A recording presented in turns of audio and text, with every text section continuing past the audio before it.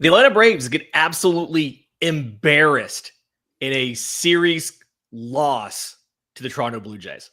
Let's talk about it. This is the Braves Postcast, your instant game reaction for the Atlanta Braves. Part of the Locked On Podcast Network, your team every day. Yes, welcome on in to the Braves Postcast, part of Locked On Sports Atlanta, where we cover your Atlanta sports teams each and every day. I'm your host, Lindsay Crosby. You can follow me on social media at Crosby Baseball. He's Jake Mastroianni, host of Locked On Braves, at Shortstop Ball on social media. Do us a favor while you're out there, subscribe to both Locked On Braves and Locked On Sports Atlanta, wherever you get your podcasts, and on YouTube.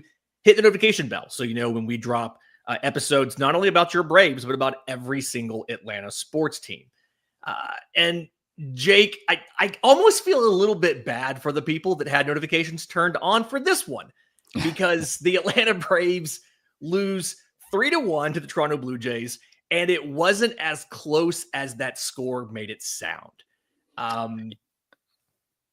Yeah, that was my take too. In your cold open there, you said it was an embarrassing, series loss, an embarrassing game. But you look at the score, 3-1. You might not think that, but if you were one of the unfortunate fans who watched it and witnessed it, you know how embarrassing that performance was, particularly from the offense. I know we'll get into Strider, some good things in there for him, but the offense in this one was just flat out embarrassing. There's really no other word to use for it.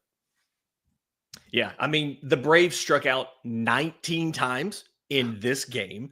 It ties the franchise record for a 9-inning game and is one strikeout shy of the MLB record for the most strikeouts in a standard length game. It was, I didn't realize that apparently Chris Bassett's going to win the Cy Young this year, because Atlanta, 5 innings, 3 hits, no runs, 2 walks, 10 strikeouts. They just could not figure Chris Bassett out. They also, in Atlanta's defense, not like they really deserve any, in Atlanta's defense, they also couldn't figure out the strike zone, because it was a very wide strike zone on both sides. Pitches down were getting called for strikes, and it felt like Atlanta's pitchers weren't always getting that same benefit of those calls. But even acknowledging that, when your top 3 hitters combined to go 1 for 12 with 11 strikeouts, you had a pretty awful day at the yard. Certainly the strike zone is partially to blame. Chris Bassett being on his game early on in the season is partially. He's had a great start to the part year. of it. Yeah. But it's, you can't put it all on that. I mean, these are your top 3 hitters in the lineup, and you just can't have that. You can't have them striking out that much. I don't care. And at some point during the game, okay, you realize it's a wide strike zone. Instead of continuing to let it frustrate you, know that you need to go up there and be aggressive. You see a pitch in the zone, near the zone, you're going to have to attack it, and then you may have to back off your swing a little bit. And that's something that this Braves team just does not do. They are going to take their A swing every time up there. But in a situation like this, where the strike zone is a little bit wider, Chris Bassett is living on the edges. He's not giving you anything over the middle of the plate. You got to switch it up a little bit and try to put the ball in play. You see other teams do that. You saw the Blue Jays do that a little bit today. And this team just isn't able to adjust like that in the middle of a game. I think the first hit off of Strider, and we're going to get to Strider and some of the positives a little bit later. I think the first hit off of Strider was Anthony Santander just shortening his swinging up and just hitting one the opposite way down the left field line for a double, because Atlanta played him to shift. And he just, shorter swing, just got contact on it and just put it in play, and good things happened. And Atlanta was not able to do that. And then to your point of having to adjust to the zone being really wide, some situations, Ozzie Albies strikes out in a 5-pitch at bat. None of the pitches were even at the bottom of the strike zone. Everything was down. And he still was swinging at balls. One of them had to get blocked because it was in the dirt, but it was a swinging strike. Just poor at-bats from Atlanta. And ultimately, I think the most frustrating part about this, to me, is you won game 1 and thought, with Spencer Schwellenbach and Spencer Strider on the mound, we've got to win the series. Like, there's no way that we're not going to win this series. And then they go out and do what they did today, and you don't win the series. And to me, as bad as this game was, and it was atrocious, it was pathetic. As bad as this game was, that's the more frustrating part, is for a team that needs to stack together wins. You weren't able to do it when you had your best starter in Schwellenbach and one of the best strikeout artists in baseball returning in Spencer Strider. Yeah, I've already put my script together for the podcast tonight, and I have this in highlighted letters, so you're going to hear it again if you listen to me later. But how do you lose this series? I do not understand how you lose this series after you get game one and you got Schwellenbach on the mound. Okay, he doesn't have it. Offense can't back him up. Okay, you got Spencer Strider. I know he's coming back from injury, but this certainly isn't on him. We'll get into it. And then the offense just puts up an embarrassing performance. If you are going to dig yourself out of this huge hole that you've gotten yourself into, you cannot let games like this slip away. And you cannot let series wins like this slip away. And this is it's one that, with where you are, and it doesn't matter really where you are, just in general, you can't let series like this get away when it seems like you got one in game one. You got two really good pitchers going for you in the next two, and they're just not able to get it done. Schwellenbach, again, he's been great, but he didn't get it done on Tuesday when he needed to. Strider was good. The offense couldn't get it done on Wednesday. And at some point, these guys are going to have to step up and start playing like we think they're capable of, but right now they're just not. Yeah. I mean, it's in every respect. It's not just the strikeouts. Atlanta goes 0 for 9 with runners in scoring position. They leave 7 on base. It was, you had a throwing error on Spencer Strider on an attempted pickoff. I mean, it was every possible issue that we've seen from this team in this game. Every single one of those problems, whether it's lack of making contact, whether it's inability to move runners over or bring them in, all of that stuff combined into this, except for a bullpen blow up, right? The pitching was not bad in this game. You can win a game when you allow only 3 runs from the mound. They just didn't do it. In just a second, I want to get to Spencer Strider and thoughts on his start, as well as a couple small positives that we saw late from guys that don't play every day. We'll do that next, right here on the Braves Postcast. But first, today's episode is brought to you by our friends at Prize Picks.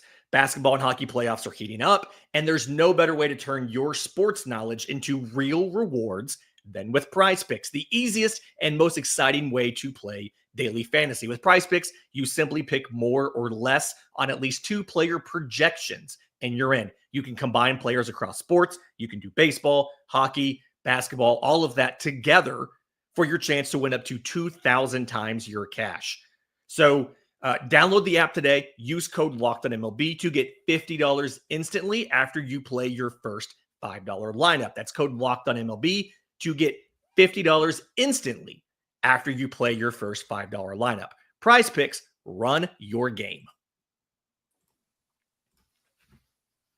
So believe it or not, and I tried to touch on it right before we went to the break, this entire game was not bad for Atlanta. And I think the first thing was Spencer Strider's return.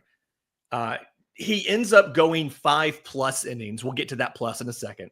5 hits, 2 runs, 1 walk, 5 strikeouts. And similar to what we saw in Gwinnett, his fastball was not overwhelming from an average perspective, right? He averaged 95 in the game. He touched 98, but he's averaging about 95 for the game. And it felt like, especially after the first 2 innings, his fastball didn't have quite the same amount of zip on it, but he still was doing more than enough to be successful.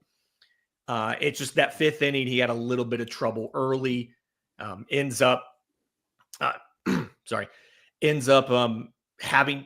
the 6th inning, the homer to Vlad Guerrero to open the inning, walks Anthony Santander. They end up pulling him out for Dylan Lee. But ultimately, not a bad start for Spencer Strider, and one I absolutely think that you can build off of. He did what you needed to see done.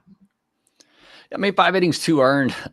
It shouldn't completely doom a team, but when your offense was like this, it felt like game over with that. I mean, you're right. The fastball doesn't seem like that dominating pitch like it has been in the past. And that's somewhat understandable, or I think it is completely understandable with him coming back from injury and that velocity just not being there. He did hit 98, but I think he only did it once in the first inning. I don't know that I saw another 98 after that. It was mostly 95, 96, which is still, good velocity, but it's not that overpowering, dominant type of velocity that we're used to from Spencer Strider. The slider was still fantastic. 7 whiffs on 11 swings against that slider.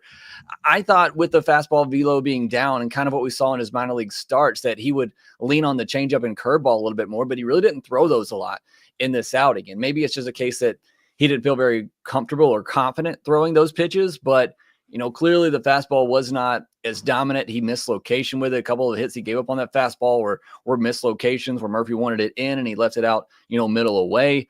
So again, a good outing. And especially considering the circumstances, your first big league start back from, surgery. I think it certainly is a good outing, but and I don't think anybody should have expected this. It's not the Spencer Strider that we saw before. It's not the overly dominant type of Spencer Strider that we've known in the past. And that's not to say that he can't get there. He's just not there right now. But again, even with that, 5 innings, 2 earned, you will certainly take that. Yeah, and he threw, to your point, the changeup more than the curveball. That's something when you look at his 3 minor league rehab starts, that's the same pattern there. I thought he'd throw the curveball more than the change. He didn't really do it in Gwinnett, didn't really do it in this one. All those changeups went to lefties. The curveball, he was throwing to both lefties and righties. So that may be part of it is how many lefties are in the lineup. Right. But still, it was 60% fastball. And that's something that's even higher than Strider's 23, higher than what he did on rehab. You kind of thought you'd see a little more balance there, especially with the fastball velo not being there. But to your point, 5 whiffs, 9 called strikes on the fastball still was good enough to get him through the outing. And then some of the other things that I thought actually went okay for Atlanta. Deisabel Hernandez, 1 2/3 in relief. No walks, no hits, no strikeouts, but no walks or hits. I thought he was okay. But Eli White, batting 8th, playing right and left field. He had a swap during the game. Goes 2 for 3 with a walk. And something that we talked about yesterday was getting those guys at the bottom of the order to get on base so that you can potentially drive them in, use their speed. I feel like Eli White did some stuff for you today. The top of the lineup is what failed him on that one. Yeah, I mean, good to see Eli White get a little bit of run here and Snitker to continue to play him. Wish he would have kept playing Allen as well, just to get those 2 guys at the bottom of the order that can do some things for you, but it doesn't matter if the top of the lineup is going to strike out, 11 times. It's really not going to be all that impactful, but good to see Eli White, getting some at-bats, getting some playing time and making the most of it. But every time he's on, every time Allen's on as well, I know he got thrown out the other night. I want to see those guys running because with this offense in the place that it is, just press the issue and see what you can do to try to get something going. But yeah, great game from Eli White. Yeah, there's a difference in getting beat by another team and making them beat you. Like Atlanta, when you strike out 19 times, you're letting that team win. You need to put balls in play, make them, rush a throw to second to beat a runner, defend a stolen base attempt, all of that. And I feel like White and Allen can give you some of that. Orlando Arcia is not doing that. Brian De La Cruz over 2 with a strikeout in this one. He's not necessarily doing that. We'll see if Atlanta makes some moves later in the week on that. And then Drake Baldwin was another guy. I was on Golden Sombrero watch for him, just like we saw Harrison Riley. He finishes 1 for 4, the 1 hit, his first major league home run. I don't know if they'll be able to get that ball back for him, obviously, but just very excited for him. 345 feet to left field. Good piece of hitting. Glad he finally got that one underneath him. And now you're 2 days into the the Baldwin and Murphy both in the lineup experiment. What do you think about how that went in your last 2 days? I mean, I think you just have to, because those, like I said, they're your best bats. You need offense, all the offense you can get. Murphy, maybe he's starting to cool down a little bit from the hot start. It's just 2 games. Even Baldwin in this one, he had the 3 strikeouts before getting that home run. It was just what incredible power, though. I mean, to be able to take a splitter down and away like that and shoot it out to left field, it really shows the power that he has. But I think you have to go with that combination, at least till what's the status with Ozuna. I think you got to have both of those guys in there. Yeah. So disappointing series loss 3-1 to the Toronto Blue Jays to lose game 3 and the series. Braves are off tomorrow. Jake will have more episodes of Locked On Braves coming for you. And then Friday night starts a new series at home against the Minnesota Twins. Chris Paddock versus Bryce Elder on Friday. I know everybody's excited to go from Schwellenbach and Strider into a Bryce Elder start, but that's what we have. Simeon Woods Richardson versus Chris Sale on Saturday, and Joe Ryan versus Grant Holmes on Sunday. Atlanta's desperately kind of looking for some wins here. So let's see if they can start stacking these up over the weekend. Do us a favor. If you're listening on audio, leave a 5-star review for the show, Apple, Spotify, wherever you get your podcasts. If you're on YouTube, subscribe to both Locked On Braves and Locked On Sports Atlanta. Hit the notification bell so you know when we drop the next episode. Until next time, this has been the Braves Postcast.